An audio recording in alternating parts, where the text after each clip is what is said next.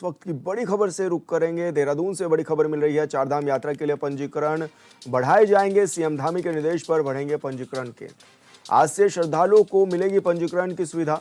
हरिद्वार, ऋषिकेश समेत कई जगहों पर बनाए जा रहे हैं पंजीकरण केंद्र। चारों धामों के दर्शन के लिए अनिवार्य है पंजीकरण। तो बड़ी खबर आपको बता रहे हैं, जहां पर मुख्यमंत्री पुष्कर सिंह धामी ने निर्देश दिए हैं कि पंजीकरण केंद्र की संख्या बढ़ाई जाए ताकि यात्रियों को कोई असुविधा ना हो। लगातार तीर्थयात्री उत्तराखंड में पहुंच रहे हैं, चारों धामों के दर्शन करने के लिए पहुंच रहे हैं और अब ये तादाद बढ़ती हुई भी नजर आ रही है। हालांकि मानसून सीजन में थोड़ा कम हो जाता है, लेकिन एक बार फिर से यात्रियों की संख्या में इजाफा होना शुरू हो गया है और इसको देखते हुए ये निर्णय लिया गया है कि पंजीकरण के जो केंद्र हैं उनकी संख्या बढ़ाई जाए ताकि जो तीर्थयात्री उत्तराखंड में पहुंच रहे हैं उनको आसानी से पंजीकरण की सुविधा मिल सके, क्योंकि चारों धामों में जाने के लिए पंजीकरण कराना बेहद ज़रूरी है। और इसलिए उत्तराखंड सरकार ने निर्णय लिया है कि पंजीकरण केंद्र बढ़ाए जाएं ताकि जो यात्री उत्तराखंड में आ रहे हैं वो आसानी से अपना पंजीकरण करा सकें और अपने गंतव्यों की ओर रवाना हो सकें। तो बड़ी खबर आपको बता रहे हैं, जहां पर हरिद्वार के समेत कई जगहों पर अब यह पंजीकरण केंद्र बढ़ाए जाएंगे और ऐसे में जो यात्री तीर्थयात्री पहुंच रहे हैं उत्तराखंड में उनको पंजीकरण की अब सुविधा मिल सकेगी। पंजीकरण केंद्र बढ़ने से अब यात्रियों को परेशानी नहीं होगी। हालांकि इससे पहले देखा गया था कि जब यात्रा की शुरुआत हुई थी तो पंजीकरण के लिए काफ़ी यात्रियों को परेशान भी होना पड़ा था। कई जगह पर यात्रियों को मारामारी करनी पड़ रही थी पंजीकरण के लिए। तो ऐसे में अब ऐसा नहीं होगा, उसके लिए राज्य सरकार ने गंभीर फैसला लिया है। उन्होंने कहा है कि पंजीकरण की संख्या बढ़नी चाहिए। हरिद्वार, ऋषिकेश समेत अलग अलग स्थानों पर ये पंजीकरण केंद्र खोले जाएंगे।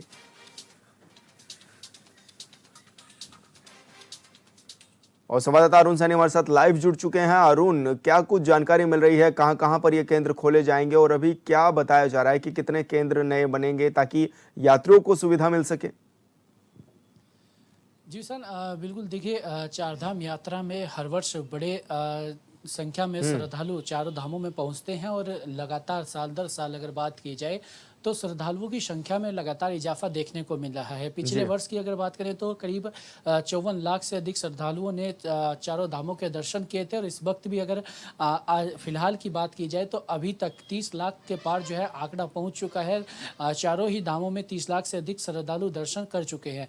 ऐसे में अब क्योंकि मानसून सीजन के चलते यात्रा पर थोड़ा विराम लगा था और यात्रा थोड़ी धीमी जरूर हुई थी, क्योंकि बरसात का मौसम रहता है तो ऐसे में भूस्खलन का खतरा काफ़ी अधिक बढ़ता है और ऐसे में कई तरीके की परेशानी जो है वो श्रद्धालुओं को भी झेलनी पड़ती है। तो इस वजह से यात्रा थोड़ी धीमी मानसून सीजन में हो जाती है। लेकिन 15 सितंबर के बाद से यात्रा में वो तेज गति जो है वो आने वाली है और काफ़ी जो है श्रद्धालु 15 सितंबर के बाद से जो है प्रदेश में पहुंचेंगे और चारों धामों में दर्शन करने के लिए पहुंचेंगे। तो ऐसे में श्रद्धालुओं को कोई दिक्कतों का सामना ना करना पड़े, क्योंकि बड़ी संख्या में श्रद्धालु आएंगे। जिस तरीके से इस बार चारधाम यात्रा जब शुरू हुई तो तब देखा गया का पंजीकरण करने में काफ़ी जो है दिक्कतें श्रद्धालु यात्रियों को आई। जो श्रद्धालु यहाँ पर पहुँच रहे थे, कई कई दिनों तक इंतजार जो है उन्हें ऋषिकेश में करना पड़ रहा था, हरिद्वार में करना पड़ रहा था। इसी वजह से जो है कई यात्री जो है वो बिना दर्शन किए ही जो है उन्हें वापस जाना पड़ा। तो ऐसे में इस बार अब मानसून सीजन के बाद यात्रा फिर से गति पकड़ेगी और ऐसे में यात्रा लास्ट में जो है गति पकड़ती है। तो ऐसे में अब यात्रियों को कोई परेशानी ना झेलनी पड़े, इसी के चलते पंजीकरण केंद्र जो है वो बढ़ाए जाएंगे और मुख्यमंत्री पुष्कर सिंह धामी के आदेशों पर ये पंजीकरण केंद्र बढ़ाए जाएंगे। ऋषिकेश, हरिद्वार से लेकर जो है गुरुद्वारा ऋषिकेश, इन तमाम जगहों पर जो है पंजीकरण बढ़ाए जाएंगे, जिससे कि जो श्रद्धालु यहाँ पर पहुँचेंगे उन्हें पंजीकरण करने में आसानी रहे और कोई किसी प्रकार की दिक्कतों का सामना उन्हें ना करना पड़े।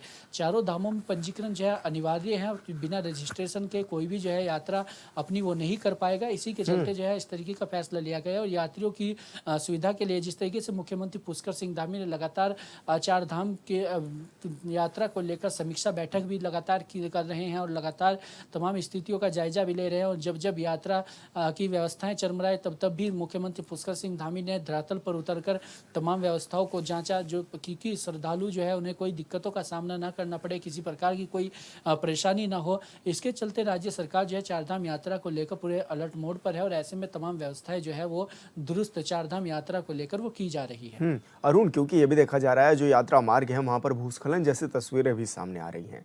अब ऐसे में प्रशासन की क्या कुछ तैयारियां हैं कि यात्रा मार्ग सकुशल रहें, खुले रहें, क्योंकि कई जगह पर जो रास्ते हैं वो बाधित होते हुए भी नजर आ रहे हैं।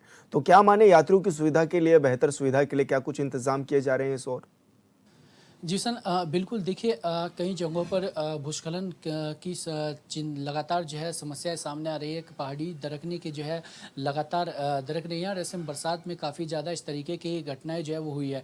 केदारनाथ यात्रा मार्ग की अगर बात की जाए तो वो भी करीब 20 से 25 दिन तक मार्ग बाधित रहा और ऐसे में जो भी मार्ग चारधाम यात्रा में बाधित थे उन सभी को सुचारू रूप से वो खोल दिया गया है लगातार जो है। अब ऐसे में अगर अभी भी कहीं पर भूस्खलन होता है तो लगातार सुरक्षा बल तैनात किए गए हैं। 24 घंटे सभी को अलर्ट मोड पर रहने के निर्देश है जब तक यात्रा चलती है और ऐसे में मशीनें जगह जगहों पर लगाई गई है जहां जहां संवेदनशील क्षेत्र हैं, जहां कहीं ऐसी दिक्कतों का सामना करना पड़ता है। तो इस तरीके से तमाम तैयारी जो है शासन प्रशासन के द्वारा की गई है और ऐसे में क्योंकि चारधाम यात्रा प्रदेश की आर्थिकी की रीढ़ है और ऐसे में इससे काफ़ी ज़्यादा फायदा भी चारधाम यात्रा से जो है प्रदेश को मिलता है और ऐसे में एक देश विदेश से श्रद्धालु यहाँ पर पहुँचते हैं तो ऐसे में प्रदेश की छवि भी इससे राष्ट्रीय पटल पर जो है वो बनती है। तो ऐसे में इसमें कोई दिक्कतों का सामना किसी को ना करना पड़े, इसके लिए शासन प्रशासन बिल्कुल अलर्ट मोड पर है। इसको लेकर तमाम व्यवस्थाएं जो है वो सुचारू रूप से चलाई जा रही हैं। बिल्कुल अरुण, बहुत बहुत शुक्रिया आपका तमाम जानकारी साझा करने के लिए। कैबिनेट मंत्री प्रेमचंद अग्रवाल उत्तरकाशी दौरे पर पहुंचे, जहां उन्होंने वरुणावत पर्वत से लगे गुफियारा जल संस्थान कॉलोनी के ऊपर पहाड़ी पर हो रहे भूस्खलन से प्रभावित क्षेत्र का निरीक्षण किया। इस दौरान उन्होंने कहा है कि भूस्खलन के उपचार और आबादी वाले क्षेत्र की सुरक्षा के लिए सरकार विशेषज्ञों के परामर्श के अनुसार हर संभव कदम उठाएगी। उन्होंने कहा है कि भूस्खलन का मलबा और पहाड़ी से गिरने वाले पत्थर आबादी वाले क्षेत्र की ओर न बढ़े, इसके लिए विशेषज्ञ संगठनों की राय से कार्य किया जाएगा। साथ ही इस क्षेत्र से पहले से स्थापित लोहे के रोलिंग को विस्तारित करने और सुरक्षा दीवार बनाए जाने पर भी विचार किया जाएगा। इसके अलावा मंत्री ने प्रभावित क्षेत्रों में जनजीवन की सुरक्षा के लिए अभी सभी एहतियाती कदम उठाए जाने के निर्देश भी दे दिए हैं।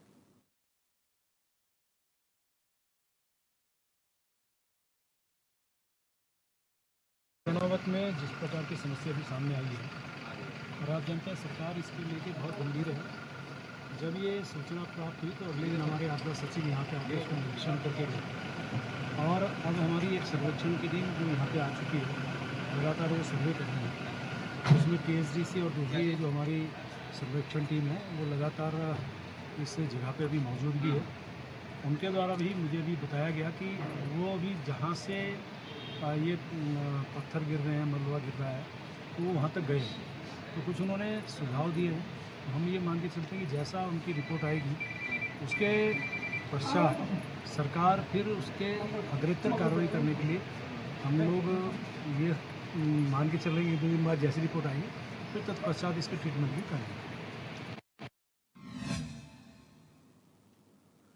रानीखेत में विधायक के भाई अंतर्राष्ट्रीय सीमा पर कारतूस के साथ पकड़े जाने पर अब सियासत गर्मा गई है।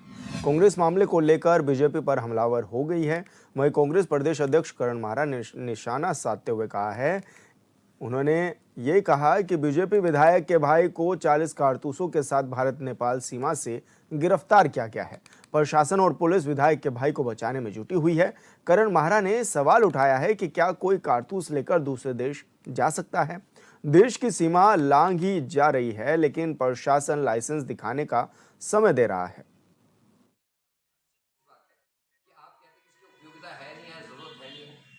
आज का पाप का गड़ा भर गया और आज एक और घटना सामने आई है। रानीखेत के विधायक प्रमोद नैनवाल जी के छोटे भ्राता सतीश नैनवाल जी कल इंटरनेशनल बॉर्डर पर सशस्त्र सीमा बल के द्वारा पकड़े गए हैं।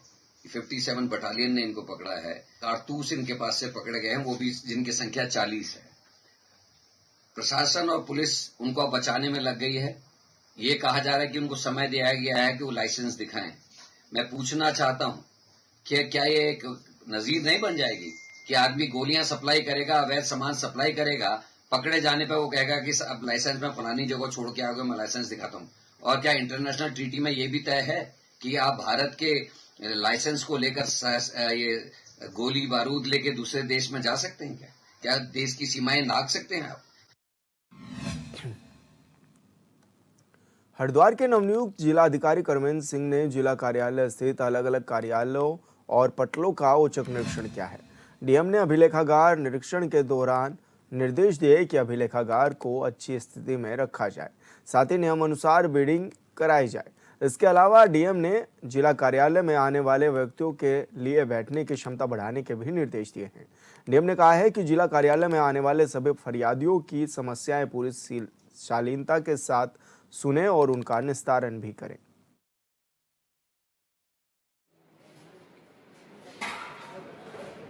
नहीं, आज कलेक्ट्रेट के डिफरेंट पटलों का जो है निरीक्षण किया गया है, कार्यालय का निरीक्षण किया गया है। और जो भी हमारे कार्यालय में जो स्टाफ है, जो अधिकारी बैठते हैं, इन सभी को कड़े निर्देश दिए गए हैं कि आम पब्लिक के साथ सारी संवेदनशीलता का व्यवहार करें। जो भी पब्लिक उनके साथ मिलने आती है, उनकी समस्याओं को सुने और सुनकर उनका समाधान करें। जो पत्रावलियाँ हैं वो किसी पटल पर लंबित न रखी जाए। अभिलेखागार को अच्छी स्थिति में रखा जाए, अभिलेखों को नकल लेने में किसी को दिक्कत ना हो। बाकी जो आम पब्लिक है उनके बैठने की व्यवस्था भी थोड़ी सी ठीक की जाती है। बागेश्वर में पुलिस अधीक्षक चंद्रशेखर आर घोटके के कार्यभार ग्रहण करने के बाद प्रेस कॉन्फ्रेंस उन्होंने की है, जिसमें उन्होंने कहा है कि समाज और युवाओं को नशे से बचाकर उन्हें मुख्यधारा में जोड़ना प्राथमिकता में रहेगा।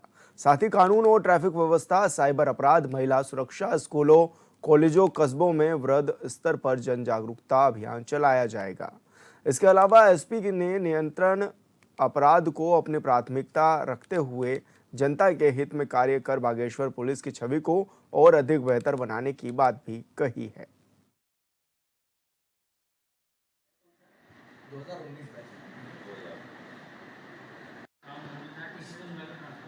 पुलिस अधीक्षक बागेश्वर के तौर पे यहाँ पे चार्ज लिया है। बागेश्वर में आकर यहाँ पे हमने चार्ज लेकर एक अच्छी फीलिंग हमें महसूस हुई है और मैं ये उम्मीद दिलाना चाहता हूँ कि हमारे ज़िले के सभी नागरिक, सम्मानित नागरिक, इनको सुरक्षा मुहैया कराना, उनकी जो भी समस्या है, पुलिस के पास जो भी उनकी समस्या आती है उसका त्वरित निराकरण करना या फिर उसको सुलझाने का।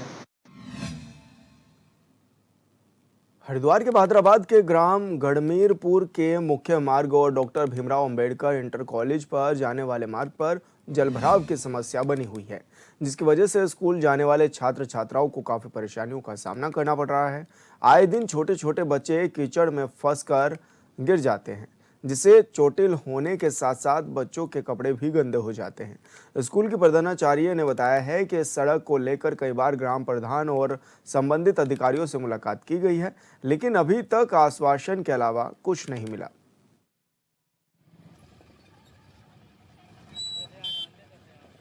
ये अभी गढ़मीरपुर में जो पानी की समस्या का एक स्टेटस अभी पता लगा है आपके माध्यम से। इसमें अभी एडीओ पंचायत जो पंचायत राज आपको देखते हैं, उनको मेरे द्वारा निर्देशित किया गया कि इसमें तत्काल वो स्थल पर जाकर स्वयं एक जांच करें और जांच की रिपोर्ट भी करें। साथ ही साथ वो ये भी देखेंगे कि जो पानी उसमें बह रहा है उसका कहाँ पे हम लोग पानी की निकासी कर सकते हैं, जिससे कि उसका स्थायी समाधान किया जा सके।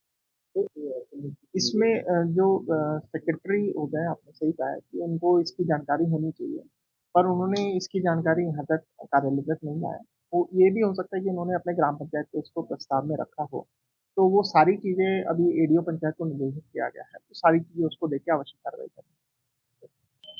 समस्या तो यहाँ काफी सालों से चल रही है। मेरे विद्यालय के बच्चे हैं, उनकी यूनिफॉर्म्स इतनी गंदी हो जाती है कि अब पूरा रास्ता पानी कीचड़ से भरा हुआ है। बच्चे भी रोज परेशान होके कहते हैं कि मैडम इस रास्ते को ठीक करवा दो। मैंने एप्लीकेशन भी दी थी एक बार इस रास्ते को लेके। थोड़ा सा गरीब परिवार के बच्चे हैं और गरीब समाज का ही विद्यालय है। थोड़ा सा इन बच्चों के फेवर में अगर विधायक या प्रधान जो भी कुछ कर सकता है तो करें प्लीज, मेरा आग्रह है इन बच्चों के लिए थोड़ा सा ये कर दें, रास्ता बन जाए बस। नहीं, प्रधान जी के पास एक बार ये हमने भिजवाया था प्रस्ताव कि थोड़ा सा इस रास्ते को देख लें, ज्यादा नहीं, जितने में बच्चे आते हैं इतना इतना ये सही हो जाए बस। उसके टेंडर लग चुके हैं। देखिए वो 98 लाख का रोड था, उसमें